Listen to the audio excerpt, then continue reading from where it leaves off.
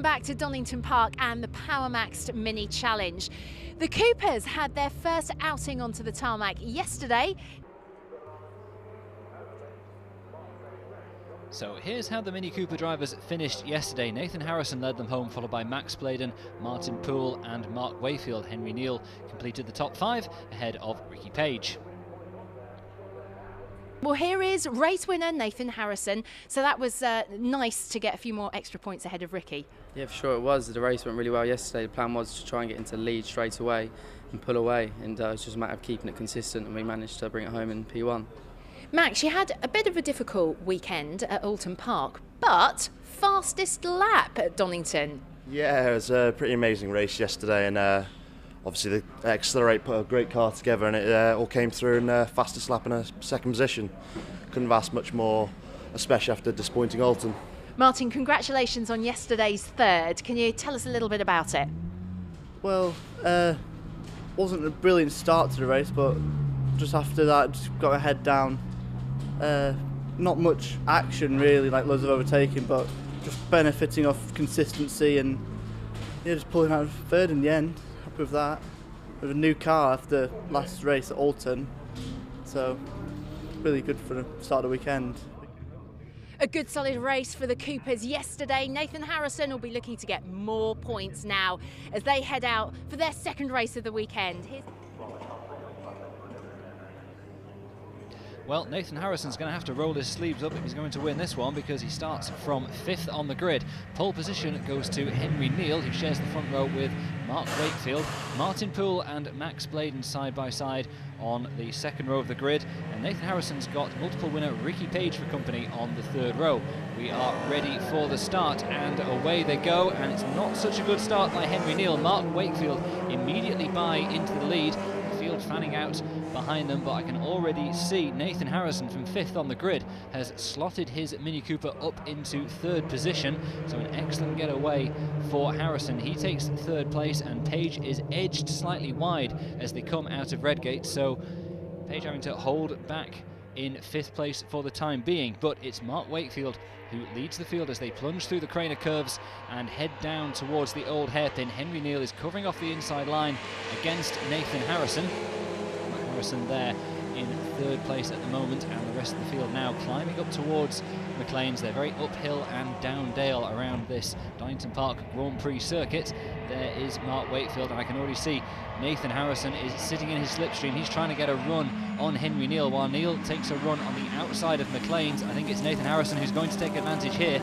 They come out of the corner side by side and head towards Coppice, and Nathan Harrison will certainly have had the whip hand and the inside line as they went towards the next right-hander. We'll see them as they come all out onto the back straight, and sure enough, Nathan Harrison has already moved his way up to 2nd place, so an excellent start to the race from him from 5th on the grid. So it's Mark Wakefield ahead of Nathan Harrison, followed by Henry Neal in 3rd position, and we've got 3 cars going side by side into the Fogarty chicane and accelerating out of it. That is Darren Chatt in the black and green car side by side with Ricky Page, and they've got Adam Davey for company as well, but they're going to have to brake carefully for the Melbourne hairpin. There's a lot of cement dust down from an earlier problem, and that is going to make it a little bit difficult for the drivers to get their cars stopped for one of the tightest and slowest corners on the track. But our race leader Mark Wakefield is around it with no problems.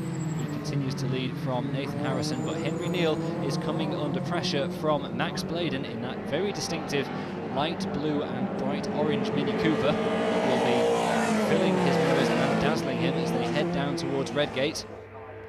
Bladen taking a look at the outside line at Redgate. Henry Neal getting defensive, perhaps picking up a few defensive driving tips from his British Touring Car champion father Matt Neal. But he's out of the corner handily for now. Max Bladen, though, looking very insistent in that Mini Cooper. He's clearly got a lot of speed underneath him. He's even taking a little look around the outside line as they head into the Craner curves and shedding a little bit of his Mini's bodywork. They brake for old hairpin, and Henry Neal's got quite a nice line there. He carried quite a bit of speed through to the apex and is able to keep Max Bladen behind for now. And up ahead of them, Mark Wakefield is getting some serious attention from Nathan Harrison. This is where Harrison made his move for 2nd place on the 1st lap. Mark Wakefield is wise to that for now and keeps Harrison neatly bottled up, holds on to his lead for the time being. They break for Coppice, and behind them Henry Neal is once again on the defensive line as Max Bladen seeks to find a way around, but I think Bladen might have got the undercut there. Indeed he has at Coppice, the classic switchback move that we see in the right-hander, which leads the drivers onto this long straight, but it's not been enough just yet. Henry Neal for now is just able to keep his nose ahead as they head down towards this very quick left-right flick Fogarty chicane.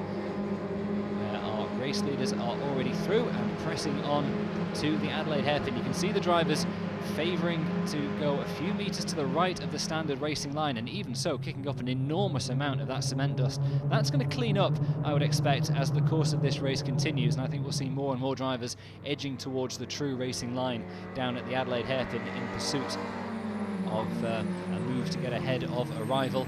But for now, at least, Nathan Harrison holding on to second position, and Henry Neal clinging on to that third place, but quite a train beginning to develop behind him now.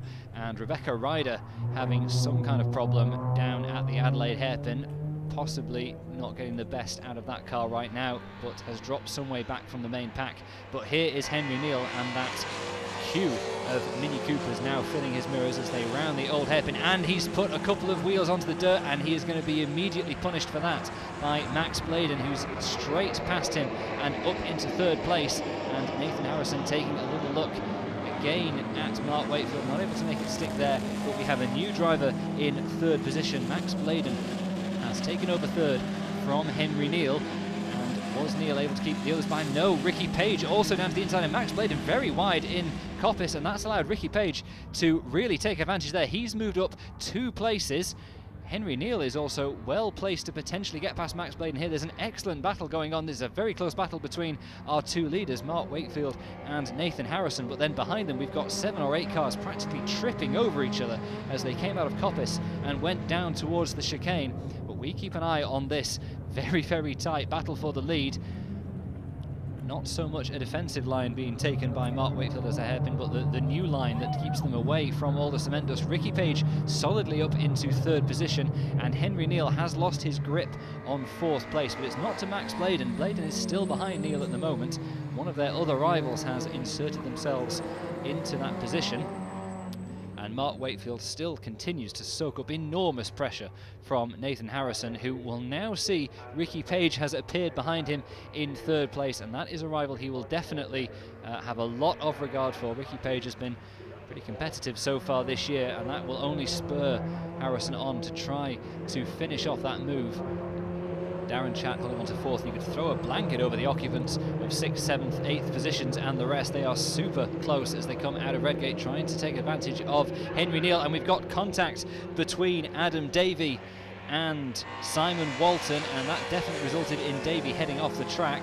So we've got another car off up at the top at Redgate, and once again our leaders are absolutely nose to tail. Mark Wakefield has got Nathan Harrison right on his bumper as they come towards McLean's, and this was Harrison's preferred overtaking spot on the first lap, and so it is this time by. He manages to get that Mini up the inside, and he has got a hole now on first place, but it's by the slenderest of margins. Mark Wakefield absolutely tucked right up behind him. They round Coppice as if the 2 cars have been attached to each other, and is that going to give Mark Wakefield the chance to dive down the inside at Fogarty? He's tucked right up into the slipstream of the fellow Mini Cooper. Does he fancy getting on the brakes later than Nathan Harrison? No, he doesn't. He holds on to that 2nd place for the time being. Harrison taking quite a bit of curve, and the car bouncing up and down. Quite heavily laden at the front, not so heavily laden at the back. The car chopping around as it comes out of the chicane. Wakefield continuing to apply the pressure, but Harrison coping with it all fine for now, having taken over the lead. Is he now going to be able to stretch that advantage over Mark Wakefield? And behind them, Ricky Page is edging ever closer towards the duo, so we could eventually have a bit more of a battle for second, or maybe even a 3-way battle for the lead developing at the sharp end of this race, because although Nathan Harrison's been able to get past Mark Wakefield, he only seems to be very slightly quicker than him. He's only very slowly pulling clear, but Ricky Page is in third position. And you can see the rest of the field now a little bit more strung out behind them. Max Bladen is in 5th place behind Darren Chatt. And there is Henry Neal now down to 6th, having started right up at the sharp end. He is being pursued by Martin Poole.